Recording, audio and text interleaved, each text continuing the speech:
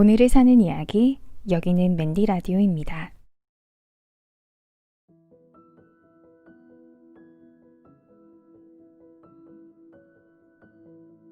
반갑습니다. 맨디 라디오, 저는 맨디입니다. 오늘은 저번 편에서 제가 말씀드렸던 오클랜드 베이스 호스텔에 머물면서 저를 찾아왔던 생각들, 그 이야기를 가지고 왔습니다. 처음 제가 뉴질랜드 왔을 때는 제가 뉴질랜드 사람들을 만날 줄 알았지, 독일, 영국, 네덜란드, 스웨덴, 핀란드 등의 유럽 사람들을 많이 만날 줄은 몰랐습니다. 아무래도 머물던 곳이 호스텔이다 보니까 워킹홀리데이나 배낭여행을 온 유럽 친구들을 많이 만나게 된 거죠. 보통 만나서 서로 소개하고 얘기를 하다 보면 꼭 나오는 질문이 왜 뉴질랜드를 오게 되었느냐 였습니다. 워낙에 많이 듣는 질문이어서 저에게도 고정적인 답변이 있었죠. 왜 오게 되었느냐 라는 질문을 받으면 한국이 취업이 힘들다, 나는 준석사라는 타이틀을 따고 해외 경험도 쌓고 영어도 배우고 싶어서 왔다, 이렇게 보통 얘기를 했습니다. 근데 대화라는 게 늘 그렇게만 흘러가는 건 아니었습니다. 한국에서 취업하는 게 힘들다 라고 하면 왜 힘드냐 라고 그들이 물었습니다. 한국 사회가 경쟁이 심하다 라고 대답하면 경쟁은 왜 심하냐 라고 물었습니다. 그걸 설명하려면 한국 현대사, 경제 상황, 사회 구조, 교육, 정치, 가치관, 문화 등등 어느 것 하나 건드리지 않을 것이 없어 보였습니다. 당연해서 의식하지 못했던 것들을 그들은 묻기 시작했습니다. 그리고 그들에게 당연한 것들이 저에게 새롭게 다가오기도 했죠. 제가 저번 편에서 말씀드렸던 예상치 못한 무언가가 일어날 것을 생각하라고 했던 그 친구 이름은 알레스터입니다. 뉴질랜드에서 워킹홀리데이 중이었던 영국 친구였는데 이미 그 친구는 호주에서 1년 동안 워킹홀리데이를 했고 뉴질랜드에서 번 돈으로는 동남아에 가서 3개월 정도 여행을 할 거라고 했죠. 그 친구가 자주 하는 말이 욜로에 해당하는 You only live once, live in the moment, seize the day 와 같은 말이었습니다. 취업에 대한 걱정은 전혀 없어 보였습니다. 제가 앞으로의 계획을 물으면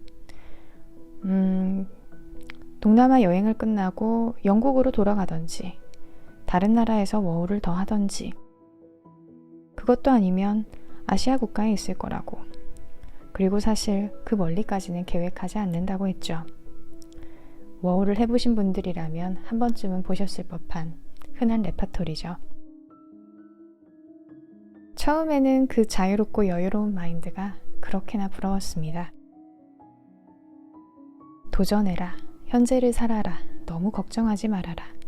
이 이야기는 유럽 친구들이 늘 공통적으로 하는 이야기였죠.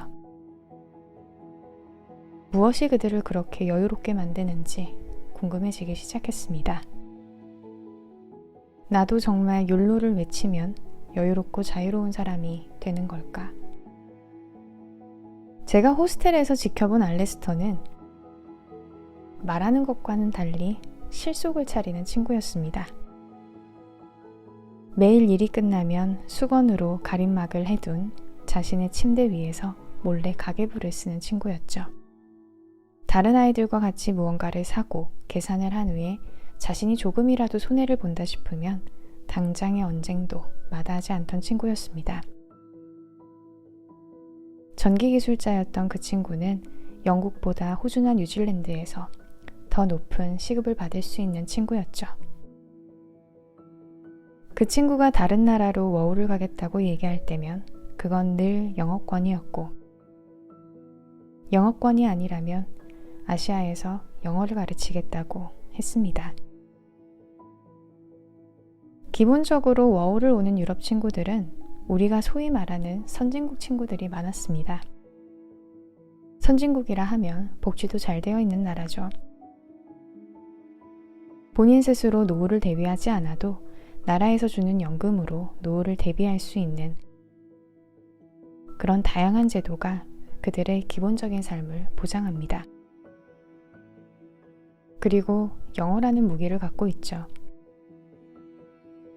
제가 한국에 있을 때는 영어를 잘하면 일하는 데 경쟁력이 되겠다 정도 생각했었는데 그 호스텔에 머무는 동안 언어라는 것이 곧 그 사람의 행동 반경, 영토라는 것을 알게 되었습니다.